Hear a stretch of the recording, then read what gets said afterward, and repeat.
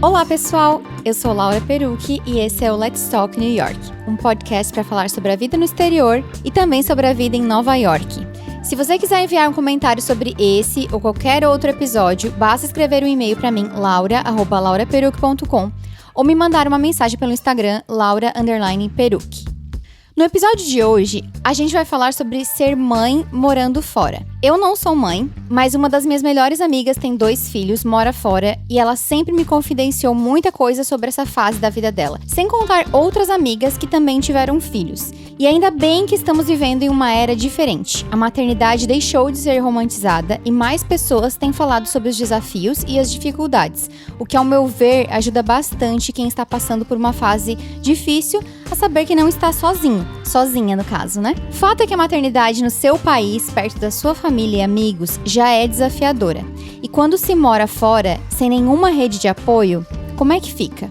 A minha convidada de hoje, Bárbara Palhano, mas pode chamar ela de Babi, está aqui para falar um pouco sobre isso. Babi é mãe da Gigi, de 1 ano e 3 meses, e ela veio para Nova York estudar teatro musical, conheceu seu marido, investiu na fotografia e estava pronta para dar um passo maior na carreira de fotógrafa quando ela engravidou da Gigi. Compartilhando suas experiências grávida e mais tarde os seus desafios e aprendizados como mãe, Babi descobriu outras mães que estavam na mesma e viu que não estava sozinha em sua jornada de mãe expatriada. Essas experiências levaram a Babi a criar o projeto Mães Expatriadas, uma rede de acolhimento materno, sem contar outros projetos que ela está tocando e vai contar pra gente hoje. Babi, seja muito bem-vinda e muito obrigada por participar. Nossa, obrigada a você pelo convite e tô impressionada que você sabe mais do que eu, né? Do Como que eu assim? lembro. A fotografia é uma coisa que fica tão pra trás que eu fico assim, gente, eu era fotógrafa. Eu queria que tu contasse pra gente primeiro como é que é a tua história com Nova York? Como é que tu veio parar aqui? Eu já dei um resumo, mas, né, contar que tu veio estudar teatro musical é uma frase muito curta. Bem, a primeira vez que eu vim pra Nova York foi em 1996. Eu fiquei muito impressionada com a Times Square, tanto que é o lugar onde eu tenho a minha relação de amor e ódio. Compreendo. Né? E sempre fui apaixonada por teatro musical, cinema. E essa paixão pelo teatro, o teatro musical especificamente, só foi crescendo. A minha mãe até brincava, gente. Já imaginou você um dia morando aqui? Olha. E eu tinha acho que 9 anos e falei pra ela, ai mãe, para de falar besteira.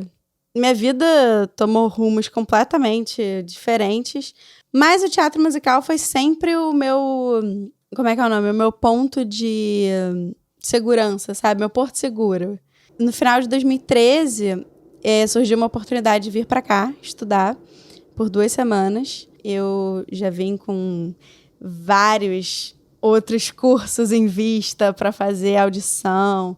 E eram só 2 semanas. E eram só 2 semanas. Eu fiz acontecer em 2 semanas. Eu fiquei 1 mês, na verdade. Minha melhor amiga veio pra cá pra ficar 2 semanas também. Voltamos pro Brasil. Mas quando eu voltei, eu já voltei sabendo que eu vinha pra cá. O início, né, da minha relação com Nova York é muito diferente da minha vida hoje. Sim, sim. Muito diferente. Vim pra cá, estudei o que eu queria, consegui o trabalho que eu queria. Minha vida tomou rumos completamente diferentes. Eu tenho essa relação de amor e ódio com Nova York, né? Eu acho que todo mundo que mora aqui tem um pouco. Tem. Porque Nova York é uma cidade que não para nunca. Assim, aquela coisa... Tempo, as pessoas andam muito rápido na rua. Então, às vezes o melhor de Nova York é o pior de Nova York, né? Exatamente. Essa impessoalidade, durante muito tempo, ela foi o que me fazia amar Nova York. É uma cidade que eu sou apaixonada. Embora tenha dias um pouco complicados. Como qualquer relacionamento. Como qualquer relacionamento, exatamente, como qualquer relacionamento. Mas e aí, como é que o amor entrou na sua vida? O amor entrou na minha vida online. Eu e meu marido, nós nos conhecemos através de um aplicativo. Aplicativos, acho que foi a forma que eu mais utilizei desde que eu vim morar aqui. Eu ficava muito travada. Falei, não vou fazer isso. É engraçado ver que uma pessoa que faz teatro musical tem esse... Porque a gente, né, cria aquele estereótipo na cabeça, sim, né? Sim, que a pessoa... Eu sou tímida. Eu sempre falo que eu sou uma pessoa tímida quando mandam mensagem. Eu te vi na rua, mas eu não tive coragem de falar com você. Fala comigo, porque eu nunca vou dar um passo para falar com alguém, a não ser que tenha uma câmera. É o meu porto seguro, né? Quando eu eu me comunico. Então, é muito engraçado me ver em alguns eventos que eu sou influenciadora da Globo Internacional. Então, em alguns eventos que eu vou, que eu tenho que falar, entrevistar o famoso, eu tô lá num cantinho o evento todo, mas eu tô mostrando o evento. E aí, quando chega na hora, parece que eu me tornei melhor amiga daquela pessoa. E o meu marido eu conheci no aplicativo. Acho que com 2 meses de namoro, a gente começou a morar juntos. Nova York é uma cidade que é tudo muito intensa, né? Como é tudo muito rápido, o tempo é muito curto. Eu acho que em 6 meses você vive 3 anos. Você quer facilitar as coisas também. O teu marido, só pra... Teu namorado, agora marido, ele é americano, né? Ele não é brasileiro, americano, né? Ele é nova-iorquino raiz. Todos os estereótipos de um nova-iorquino São verdadeiros. são verdadeiros e moram comigo. Posso provar. Posso comprovar. Tu veio pra cá, estudar teatro musical e conheceu o teu marido. E tu chegou a trabalhar com teatro musical aqui em Nova York, certo? Sim, eu trabalhei no musical Matilda como assistente coreográfica. Matilda terminou 1º de janeiro de 2016. Eu conheci meu marido 10 dias depois. O que é muito engraçado, porque tecnicamente era pra ter voltado pro Brasil no final de 2016. Tá ali num relacionamento, tá legal, você já tá morando junto, né? E aí, o que vai fazer? Ele tinha um contrato de trabalho até abril. Eu ficaria aqui e quando o contrato dele de trabalho terminasse, ele ia comigo pro Rio de Janeiro. Só que aí o chefe dele propôs renovar o contrato por mais 1 ano. Aí eu dei entrada na extensão do meu visto de trabalho. A gente acabou casando porque eu não arrumei outro trabalho. Em musical, né? Sim. Fui trabalhar como fotógrafa. Aí tu começou a trabalhar com fotografia, que também artes e tudo mais, né? Sim. E quando eu te conheci, que tu fez um ensaio, meu e da Ju, a Gigi tava na barriga ainda. Foi. E aí tu tinha alguns planos antes de engravidar, né? Como é que foi isso? Vários planos antes de engravidar. O maior deles é que eu trabalhei num estúdio de casamento, fotografia de casamento. E eu trabalhava muito. E, assim, eu não estava feliz, sabe? E até mesmo porque eu fazia toda a parte administrativa do estúdio. Você vê que o que você tá trabalhando não tá valendo a pena. Sim. Eu falei, eu vou abrir o meu próprio estúdio.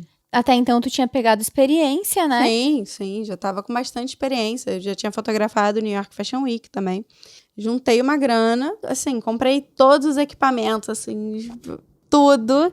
Que pra quem não sabe, são bem caros, né? Muito caros. É tipo lente de 20 mil reais, sabe?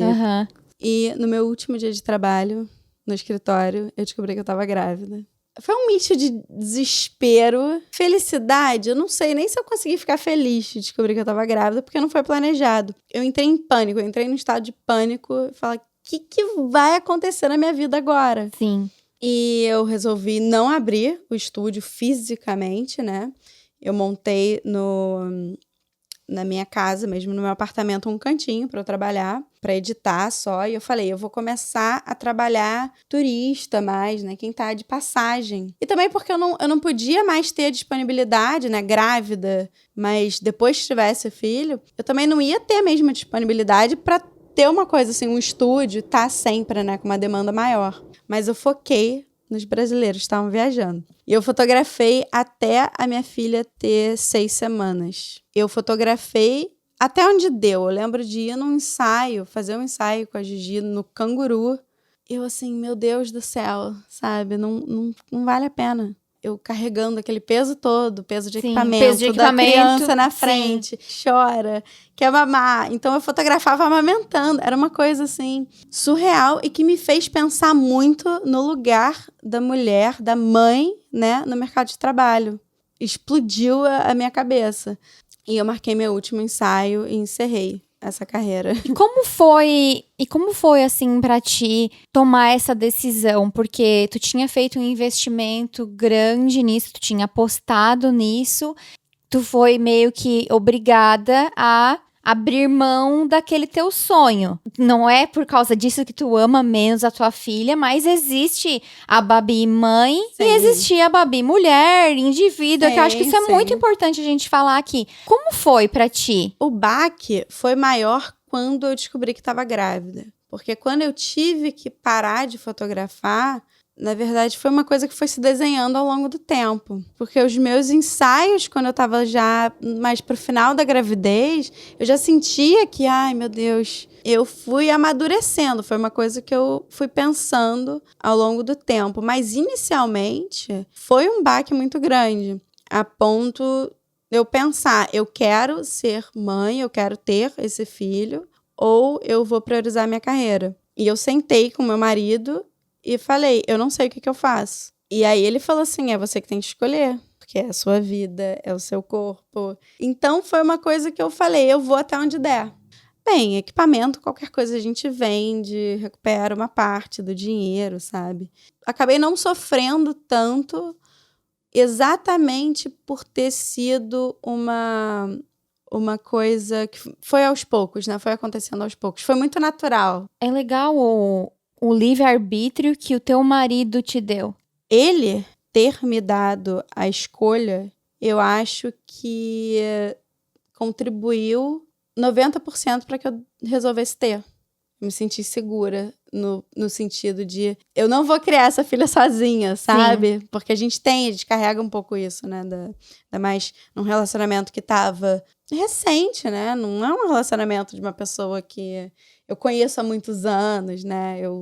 É intenso, mas existem esses medos. Bom, tem coisas que saem da nossa vida, né, pra dar lugar a outras. Sim. E hoje tu tem vários projetos e um deles é o Mães Expatriadas. Tu diria que o Mães Expatriadas foi um projeto que nasceu devido às dificuldades que tu foi encontrando durante a gravidez e a maternidade? Conta um pouquinho pra gente. O Mães Expatriadas foi 100% uma necessidade minha. Eu queria resolver o meu problema.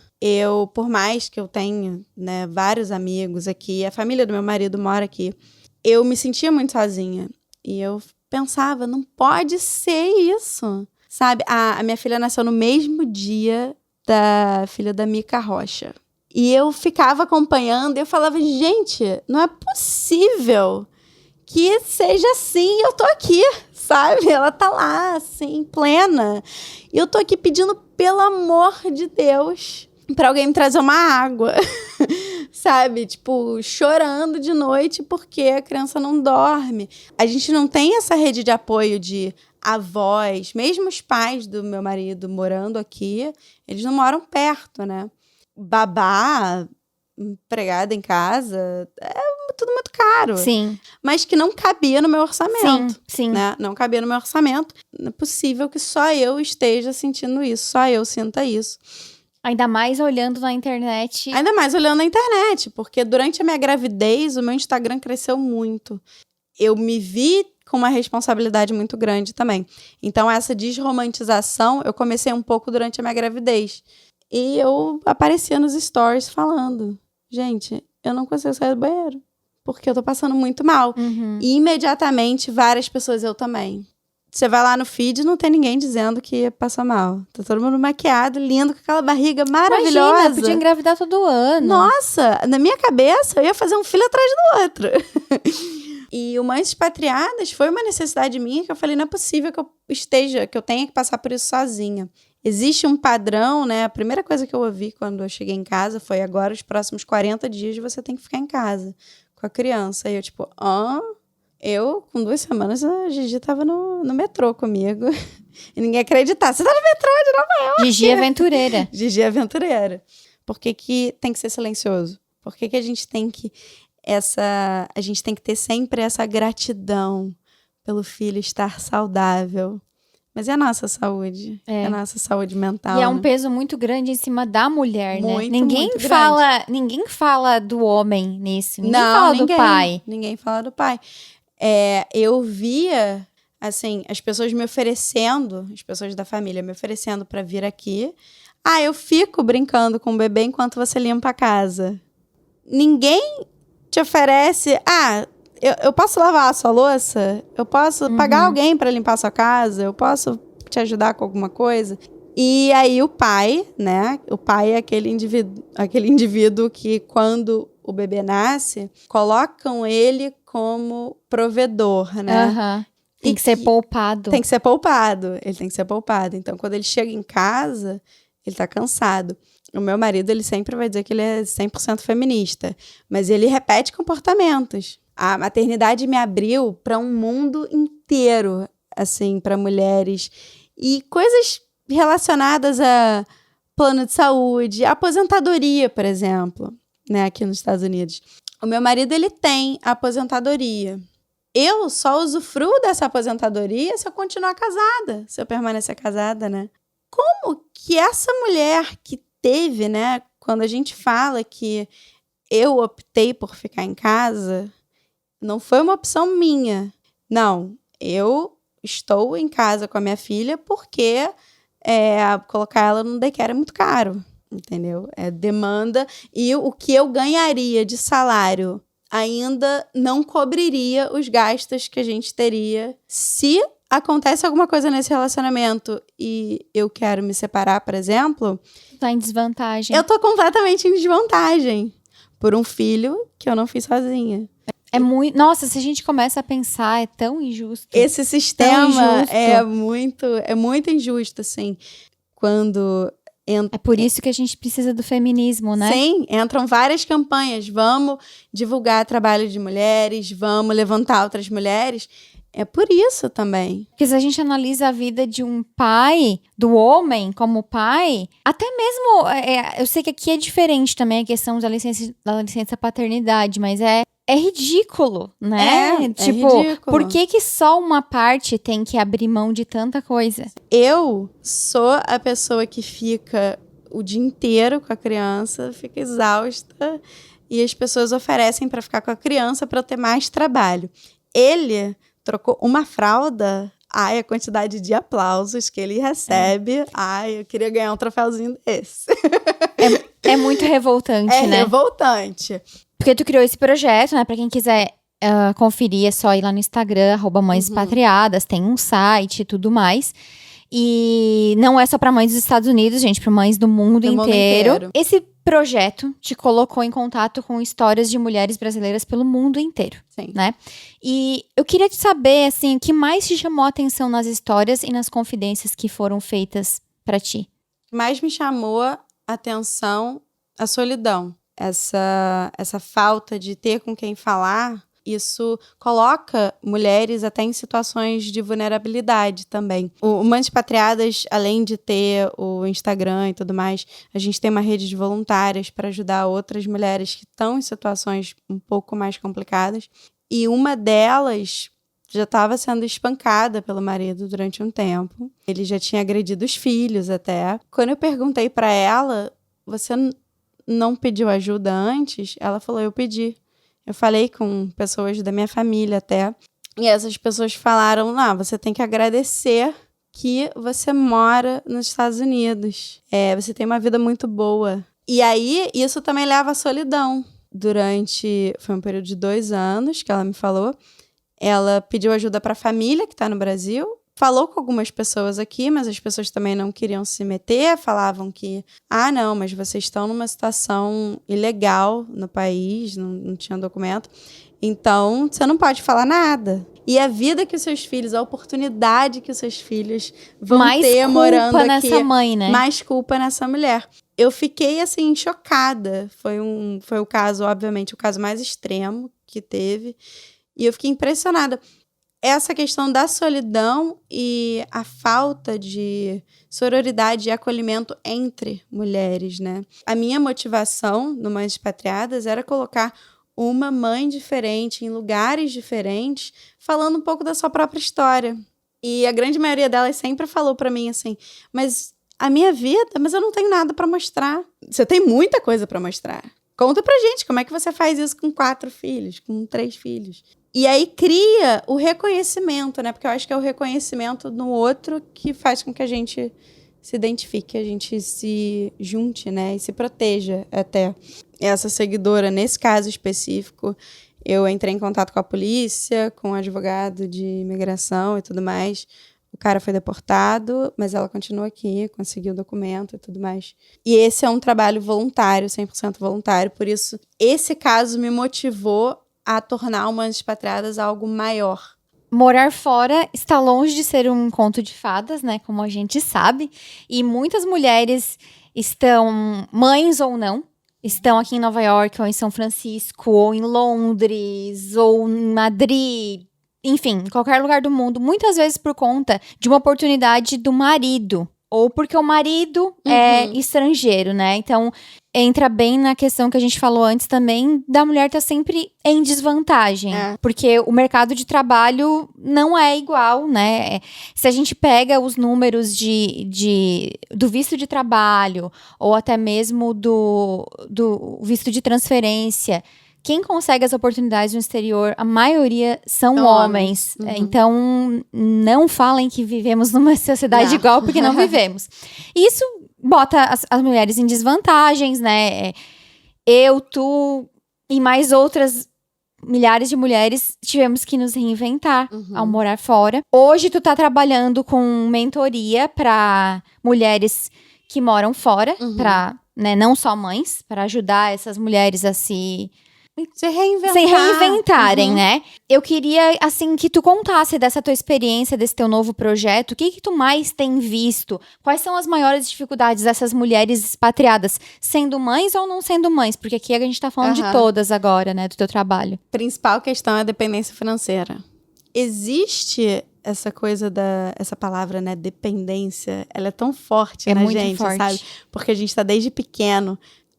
Quando eu crescer, eu quero ser independente. Não vejo a hora de ser independente, sair da casa dos pais. 98%, eu acho, das mães expatriadas, por exemplo, vieram, acho que são casadas com brasileiros, o marido que veio. A questão da vulnerabilidade, né, de você não ter o seu próprio dinheiro, coloca a gente em algumas situações. Eu já ouvi coisa do marido reclamar que ela comprou um esmalte para pintar a unha e tá gastando e, sabe, você não paga a conta. E a gente tem que escutar isso, né? Assim, uma mulher ter que escutar isso... É humilhante. É humilhante, porque você se coloca naquela posição onde você também largou tudo para acompanhar, né, para estar junto, para compartilhar dessa experiência. O processo por si só não ajuda muito, né, porque você tem que pagar uma grana para poder tirar um documento de trabalho. Dependendo da categoria de visto, tu não tem nem esse direito. Os que têm direito... Que também já é, tipo, sem noção, você né? Você tem que ficar literalmente acompanhando. O que acontece? Essa questão da dependência financeira, o que começa na dependência financeira, onde um paga a conta e o outro limpa a casa, faz a comida, sabe, cuida... Vida de madame. Exata, vida de madame. Essa pessoa começa a também ter um lugar, como é que é o nome? Numa hierarquia, assim, ela estaria abaixo do cara, mas pela questão do poder. Alguns homens fazem uso do poder financeiro a ponto daquela mulher se tornar uma empregada dentro de casa. Ela não é mais esposa, né? E aí ela deita exausta na cama. Ele começa a reclamar que, né, a gente não tá mais junto. A gente não tá passando tempo junto. Mentalmente, fisicamente, essa mulher tá exausta. E aí cria-se uma troca de poder, sabe? Onde a mulher começa a utilizar o sexo, muitas vezes, como troca por alguma coisa. É tanta coisa complicada. Coloca o casal em uma situação muito vulnerável dos dois lados. Mas a corda sempre arrebenta Pro lado mais fraco. Pro lado mais fraco. Não que tem é a mulher, jeito. óbvio, né? Eu tenho certeza que várias mulheres que estão ouvindo vão se identificar com algum desses pontos, porque acontece com todo mundo. Às vezes não é por mal, sabe? Às vezes é uma repetição de comportamento. Nessa mentoria, eu comecei a estudar exatamente esses comportamentos masculinos e a masculinidade tóxica também. Porque muitos homens, eles vão dizer que eles te apoiam. Você pode fazer o que você quiser, mas eles vão continuar reproduzindo comportamentos extremamente tóxicos. Eu entrei com essa mentoria para as mulheres que querem, né, têm essa vontade de se reinventar. Hoje em dia, na internet, a gente tem um leque absurdo de oportunidades, ideias. Todo mundo, você é bom em alguma coisa. Nossa, com certeza. Eu acho que a gente tem que pegar o que a gente gosta, mas a gente tem que pegar o que a gente sabe fazer. E trabalhar isso, que aí você se torna o melhor. E você, hoje em dia, a gente tem muito mais oportunidade de trabalhar online. A gente quer conquistar espaço no mercado. Eu acho que a coisa mais importante para que isso aconteça, a gente tem que unir força. Porque se você é bom em uma coisa e a outra pessoa, por mais que ela seja da mesma área, ela é boa em outra coisa. Ninguém vai fazer do jeito que tu faz. Ninguém Não. vai escrever... Todo mundo pode escrever sobre Nova York. Ninguém Mas vai fazer da forma que você faz. Exatamente. E eu acho que também a autoconfiança, a autoestima, Sim. né? É muito importante nessas horas também, né? A autoestima é muito importante nessas horas, né? Não se deixar abater. Eu acho que o diálogo é a chave de qualquer relacionamento, e não relacionamento amoroso, assim, relacionamento, sabe? Você mora com outra pessoa, você tem filho, a chave de qualquer relacionamento é o diálogo. Porque às vezes o outro continua fazendo aquilo com você por não saber como você se sente. É verdade. Então, quando a gente comunica como a gente se sente, a gente dá a oportunidade pro outro pensar também, poxa, eu não quero que essa pessoa se sinta dessa forma. E isso é uma coisa que eu falo muito na mentoria. E essa dependência financeira tem que tomar muito cuidado. Se a sua motivação de ser independente, de começar o teu negócio, se reinventar, é a raiva que você tem de não ser independente, ou se é realmente a vontade de conquistar o teu espaço. Tem que ver como é que é o relacionamento também, né? Porque tem muito relacionamento podre por aí, né? Mas esses aí é melhor desfazer, né? É melhor, com certeza. Não queria dizer, mas já que tu disse... Esse é melhor desfazer. Eu falei no começo sobre a não romantização da maternidade e sobre como compartilhar experiências ajuda as outras mães, né? E isso eu acho que vale tanto para mães expatriadas como no Brasil a gente tem visto isso também, Sim, né? Da não romantização. Ao mesmo tempo, eu escuto muitas queixas de mães que são amigas. Eu sempre vejo um comentário delas falando que o mundo entre as mães ainda é muito cruel por conta de competição e julgamentos. E tu já me falou isso também, né? Isso não é segredo pra ninguém. Então, assim, eu queria que o que tu teria pra falar sobre isso? Eu acho que tem pontos de vista, né? Eu nunca vi nenhum pai competindo com outro pai. Exatamente, não tem. Porque isso tudo é feito pelas mulheres, né? O sistema patriarcal faz com que as mulheres fiquem em casa. Você vai no médico, no pediatra, e você tem que preencher uma fichinha, o que teu filho tá fazendo. Tem mães que já viraram pra mim, você preencheu a fichinha? Preenchi. O que você botou no da Gigi? Ela tá andando? Ela tá comendo? Ela tá... Tipo, ou não tá. Existe uma competição, eu acho, isso é minha opinião pessoal, que eu acho que a falta do autocuidado. Porque se eu tô me cuidando, se eu tô olhando pra mim, se eu tô olhando pras minhas necessidades, eu não vou estar preocupada com o que o outro tá fazendo. Isso é uma coisa que eu percebi da minha própria experiência. No início, eu ficava desesperada, gente. Eu passei um perrengue com a amamentação. Eu saía na rua, aí eu ia amamentar, me olhavam de cara feia porque meu peito tava pra fora. Ela começou a não ganhar peso. Aí começa, seu leite é fraco. Aí eu vou no pediatra, não, tem que dar fórmula. Mas vai dar fórmula pra criança, ela é tão pequenininha. Então as coisas não casam. E aí eu fiquei tão estressada que meu leite secou. Você entra no Instagram, as pessoas estão ali falando o tempo todo, amamentação, e tira a segurança das mulheres que dão uma mamadeira, que dão uma fórmula. Até o dia que eu me peguei escondendo o pote de fórmula. Meu marido, pai da minha filha, não sabia que ela estava tomando fórmula. Ninguém sabia. Eu escondi isso como segredo. E eu parei pra pensar, por que eu tô fazendo isso? E a verdade é que eu tava um caco, né? Eu tenho depressão pós-parto, então eu tava assim, sem saber o que fazer. Eu só tava ouvindo o que os outros estavam falando. E eu falei, eu vou me cuidar. Eu vou me cuidar 100%. E a primeira coisa que eu fiz foi pegar o pote de fórmula e fazer stories. Olha, hoje eu comecei a introduzir a fórmula. Eu chorei quando dei a mamadeira. Eu fiquei muito triste, fiquei arrasada. E eu tô até agora me perguntando por que eu fiquei arrasada. A minha filha tá ganhando peso, ela tá saudável. aí é o dedo do outro sendo apontado pra mim. Mas por que isso foi tão forte? Porque eu também, em algum momento, falei, a amamentação exclusiva é a melhor coisa para criança. E é muito engraçado, porque a criança cresce, com 5 anos, você vai buscar o seu filho na escola, você fica apontando, aquele ali mamou, aquele outro ali foi mamadeira. Não tem, porque não importa mais. Então, por que a gente se maltrata tanto no momento mais importante, mais crucial? Eu acho que a gente tem que olhar mais para dentro do que para fora. Do momento que eu comecei a me cuidar, parei 100% de prestar atenção no que estava me falando. Mas ela é muito pequena para estar vendo televisão. Eu sei. Mas é a única opção que eu tenho. E eu não tento nem justificar, é a minha opção, é a minha escolha. Então, quando a gente olha para dentro, quando a gente foca mais na gente, a gente para de se preocupar com o outro.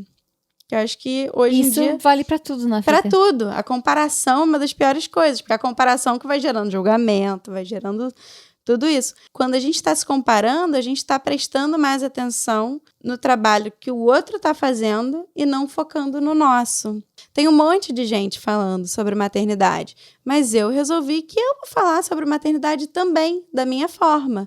Não preciso comparar, porque ela é mãe de uma forma, eu sou mãe de outra. E as duas são mães maravilhosas. Bom, Babi, queria te agradecer por essa aula, por essa participação maravilhosa. Espero que inspire muitas mulheres que estão ouvindo a gente, que são mães ou que não são mães, porque a gente tocou em pontos que, Sim, né, valem para todas. acho que talvez queiram ser mães também. Exatamente. Né? E, bom, se vocês quiserem falar com a Babi, saber mais sobre os projetos dela, sobre mentoria... o teu Instagram é @babipalhano, né? Isso. E não deixem de enviar uma mensagem pra mim, pra Babi, dizendo o que vocês acharam, né? Porque é muito bom. Sim, dá um feedback. Manda uma DM, a gente adora. E é isso, tu tem mais alguma coisa pra falar? Não, só agradecer pela participação, pelo projeto. Acho muito importante dar voz a outras pessoas, outras realidades, né? Eu acho muito legal isso. Então é isso, gente. E a gente se fala no próximo episódio. Tchau! Tchau!